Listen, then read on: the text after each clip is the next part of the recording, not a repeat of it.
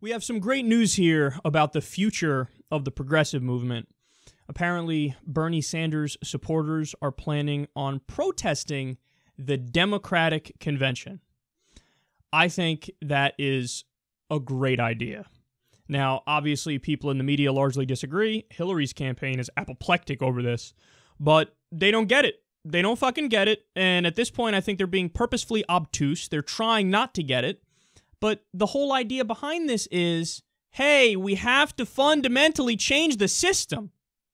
We can't have Democrats and progressives and liberals get out there and fall in line behind a candidate who admittedly has taken a tremendous amount of corporate money.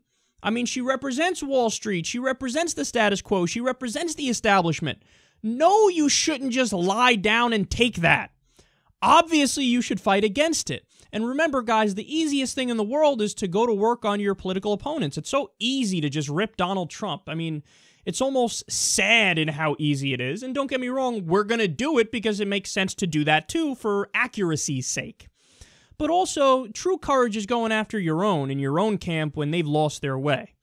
And when they decided that, no, establishment politics works just fine. And that's exactly what Hillary Clinton is. That's exactly what the DNC is. And this idea, there's nothing more disgusting than looking at a Democratic convention and watch them all pat themselves on the back when they're corporatist, center-right establishment Democrats. Because, oh, we're the party that's in favor of progress, and we're the party that's more for minorities, and we care more about economic equality and stuff. Meanwhile, again, the devil's in the details. You go into the specifics, virtually all those fucking Democrats are sellouts. And yeah, they may be better on social issues. Yeah, they may be a little bit better on economic issues, but, you know, don't fucking go nuts here. Don't go crazy giving yourself credit because you don't deserve that much of it. Okay? The people who really deserve credit are the ones who stand up and fight the system in every aspect and say, no, we need to get the money out of the system. We need to not be beholden to corporations. And we need to not be just a little bit better than the Republicans. Because the Republicans are fucking crazy. So if they're crazy and you want to meet them halfway, then doesn't that mean that you're half crazy? And you want everybody to stand up and cheer for you? Yay, you're only half crazy, so let's vote for you. No, fuck that. Fuck that. No, you make them accountable. Yes, you should go there and protest them. And yes, you should be perfectly clear what it's about.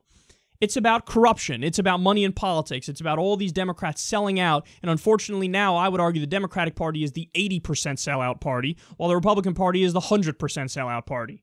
No, we're not going to fucking shed tears of joy and pat you on the back as, you know, your 80% corrupt self is giving a speech and acting like it's all hunky-dory and acting like you're moving the country into the future in the most bold ways imaginable. No, the people who are really doing that are the people who are protesting. The ones who are out there saying this corruption has to stop. This hawkishness has to stop. The Democratic Party is now the party of soft imperialism. The Republicans are hard imperialism, so they're the neocons. We get that, man. Invading Iraq, they want to ground invade everybody. Well, the Democrats, look at President Obama, casually brags about doing 7 different interventions. Now, granted, those interventions are different in their nature. So some of them it's airstrikes, some of them it's drone strikes, some of them it's special ops troops on the ground. But yeah, you're still doing interventions. And this still, I would argue, is not helping us when, for example, we have a 90% death rate for hitting the wrong targets with our drone program. That's insane. I mean, the idea that we could have that and then still have this Democratic president pretend he's liberal, like, yeah, no, this is good. I don't see what the problem is. The problem is the fucking system you set up. Dismantle it. What's wrong with you? So, yes, protest. Yes, go nuts. They're practicing, by the way, how to do nonviolent protest. That's exactly right. The second you get violent, you lose the moral high ground. You need to be nonviolent, and that's exactly what they plan on doing, unsurprisingly, because these are devotees of Bernie Sanders, rightly so. So they're going to protest. They should protest, and they should let people know this is about a philosophy. This is about ideas and ideology. This isn't about, going crazy and just making noise because we don't like the outcome. But I guarantee you that's how it's going to be spun. It will be spun by the media as, these rabble-rousers don't care about democracy. When in reality, they care more about democracy. Because a true democracy wouldn't have this corrupting influence of big money, because when you have that, it biases the system in favor of the people who can raise the most money, who are the biggest sellouts. So they care more about democracy. They care more about principles. They care more about ideology. They care more about policies, but it will be spun like they don't. And it will be spun like they're hooligans. But you know the truth and I know the truth, and we should continue fighting regardless of how they smear us in the press. Now, finally, let me say this. Since Bernie Sanders' last address, he implored his supporters to get more involved and run for office. What happened? Over 7,000 people are planning to do that. Over 11,000 people expressed interest in doing that. We need this. We need 7,000 more, 11,000 more, 30,000 more Bernie Sanders to get involved in the political process. Because that's the only way to fight back against this tide of big money. And that's the only way to fight back against the establishment that controls the political system and snubs the constituents and doesn't care about them.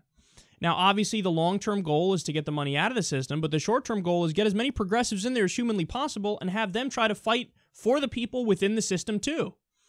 And Bernie Sanders should, at some point, come out and endorse Wolfpack so that we can fight to get this amendment to get money out of the system. Because, he's got this massive movement now, and people are listening, and they might not know all the finer details of how the corruption happens. But if he comes out and he explains it, and he says the solution is to get an amendment to the Constitution to mandate clean elections by law, well, then I think we're going to get a lot closer to achieving that and succeeding. So he should do that, and we should keep fighting for the progressive movement because we know that in the long run we have to win. We have to win for the survival of the country. It's an absolute disgrace that other modern nations are so far ahead of us in so many areas, whether it's standard of living, whether it's healthcare systems and how efficient they are and how many people it helps, whether it's middle-class income, whether it's vacation time, minimum wage. You go down the list and we're lagging behind them. So, no, we need to catch up, and the only way to do that is to make the system listen to us by doing stuff like this.